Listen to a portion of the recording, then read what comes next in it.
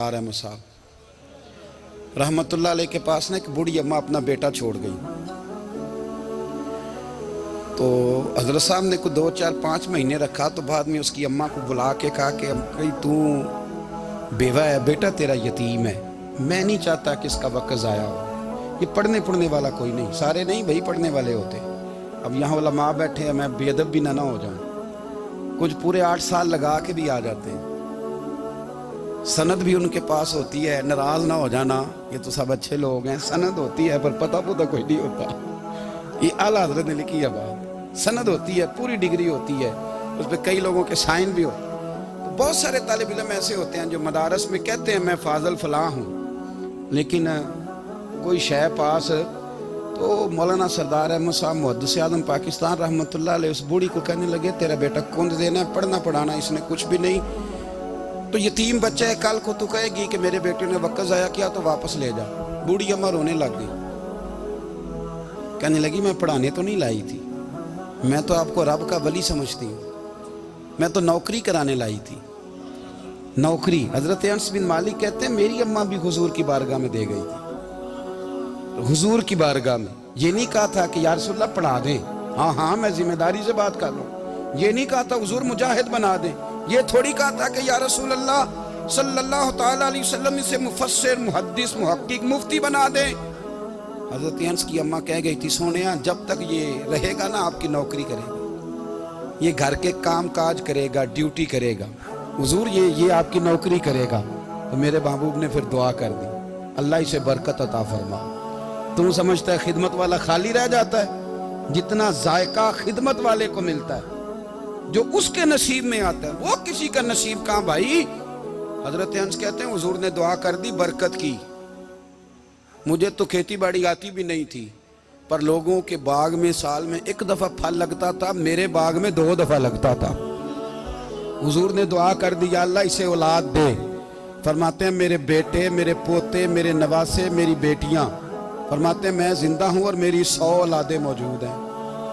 परेशान हो गया 100 सुन के बच्चे 2 ही अच्छे, 100 औलादे मेरी मौजूद हैं। हजरत अनस बिन मौलाना सरदार अहमद साहब के पास ना छोड़ गई बच्चा, कहने लगी हजरत जी मैं को पढ़ाने के लिए थोड़ा छोड़ गई हूँ, मैं तो इसलिए छोड़ के गई हूँ कि आप मेहरबानी करें, खिदमत कराएं। हजरत जी कहने लगे कोई ऐसा काम ही नहीं, खिदमत वाला क्या कराऊं? कहने लगी पट्ठे पवा लिया करो जी। लड़ पेंदे ने, कहने ने बच्चे काम कर दें मदरसे का।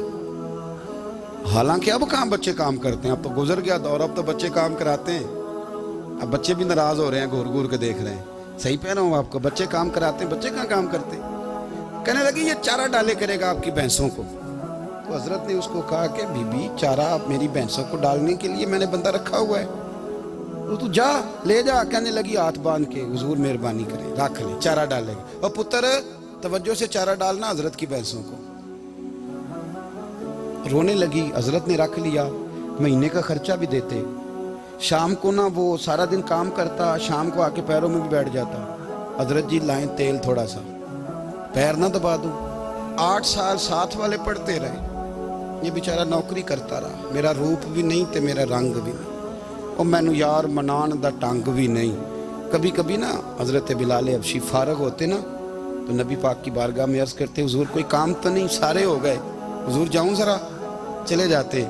एक दिन सलमान फारसी कहने लगे या रसूलल्लाह ये बिलाल कहाँ जाता है? फरमाया जा देख के तो आ। हजरत सलमान वापस आए तो आके रोने लगे, कहने लगे सोनिया जब यहाँ से जाता है ना तो जाके सैयदा फातिमा की चक्की पीसनी शुरू कर देता, बीबी साहबा के काम करने लगता है, घर में जाके स्नैन की ड्यूटी करता है, वहाँ भी काम यहाँ भी काम। वो चारा डालता रहा, उसने चारा डाला।